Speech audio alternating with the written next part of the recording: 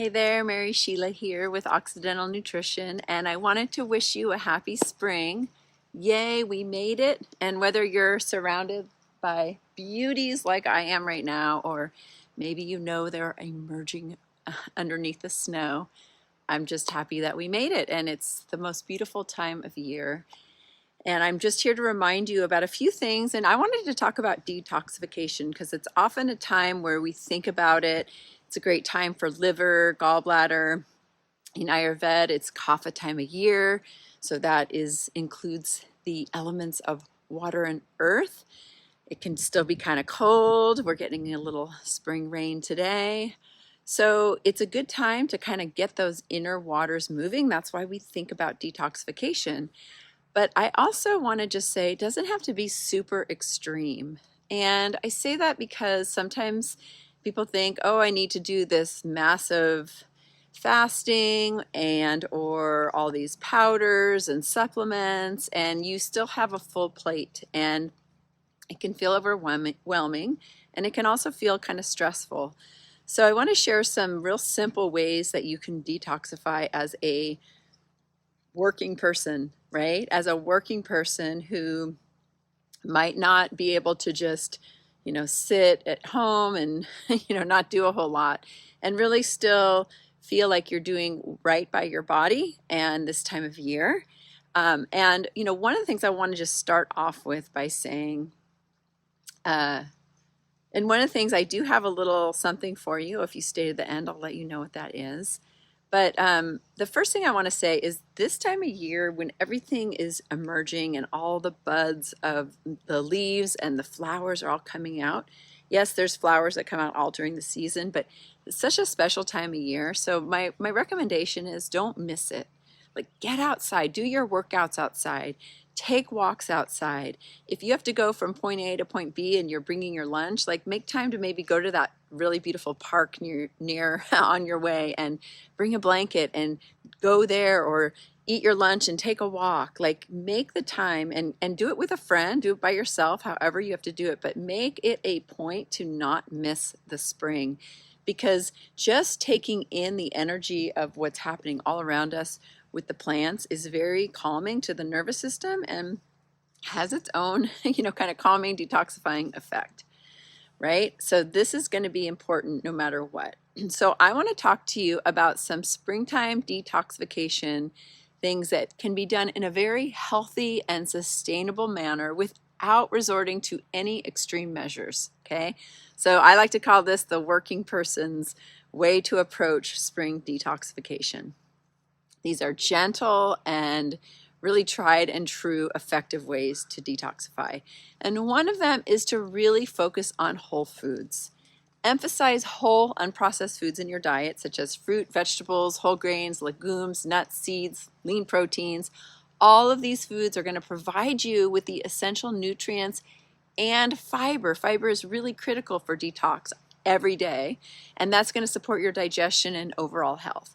Now, you always think about a spring cleanse, so why not get rid of that crap in your cupboards that you know is not going to serve you, you feel bad throwing away, but it's been sitting there for a while, or you know how tempting it is. Just get rid of it. Spring clean your cupboards, spring clean your fridge, spring clean your freezer, spring clean whatever it is that you just want to say, I don't need these foods. These foods are not going to serve me. Pew. Right? That's a great way. When they're not in the house, trust me, like, if chips are in my house, I'm probably going to eat some chips. So get rid of them. My next tip that is essential for springtime and any time and just supporting your detoxification pathways is to stay hydrated.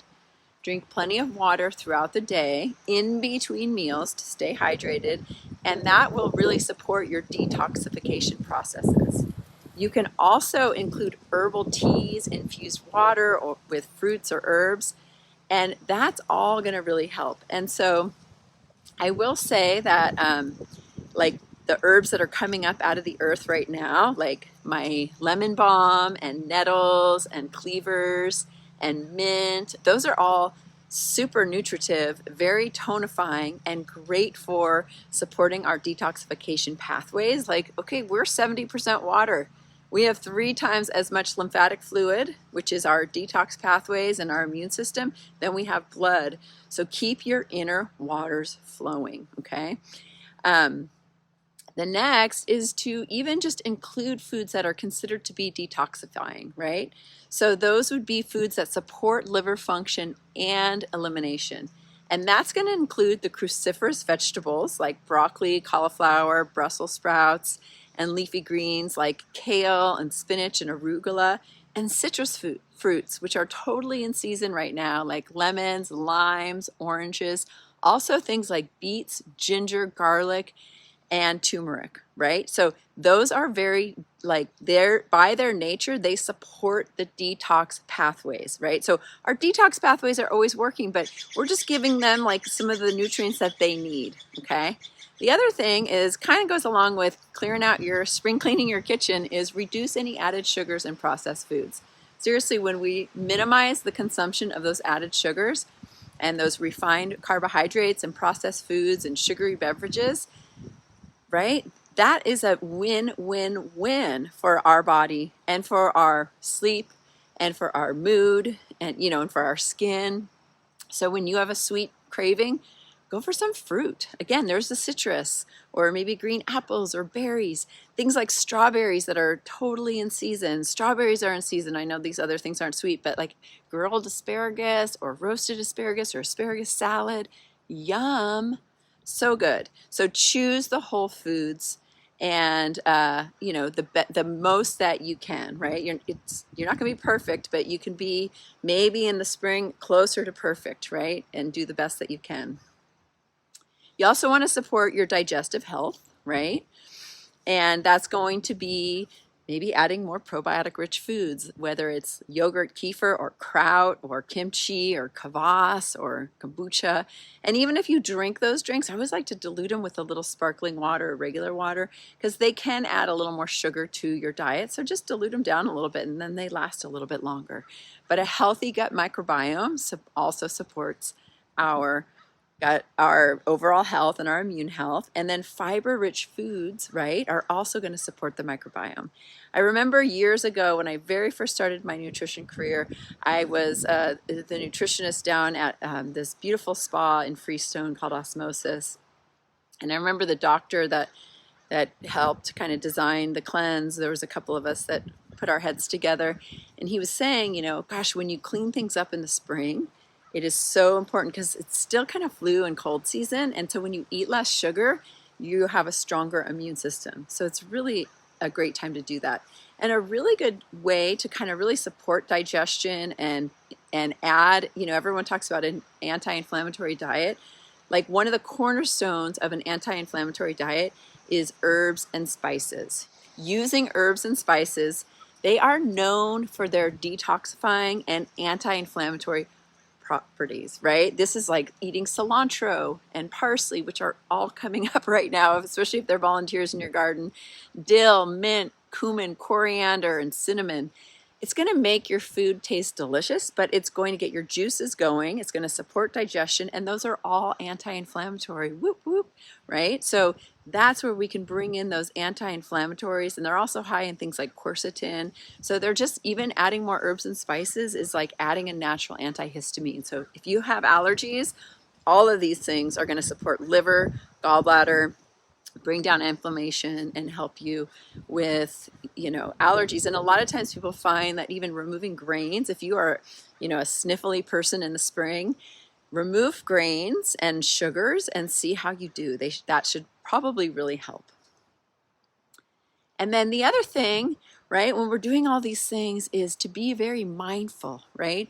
When you can slow down, you're going to probably eat less and you're going to enjoy your food more. You're going to chew better. You're going to create more surface area in your food and you're going to get more from it.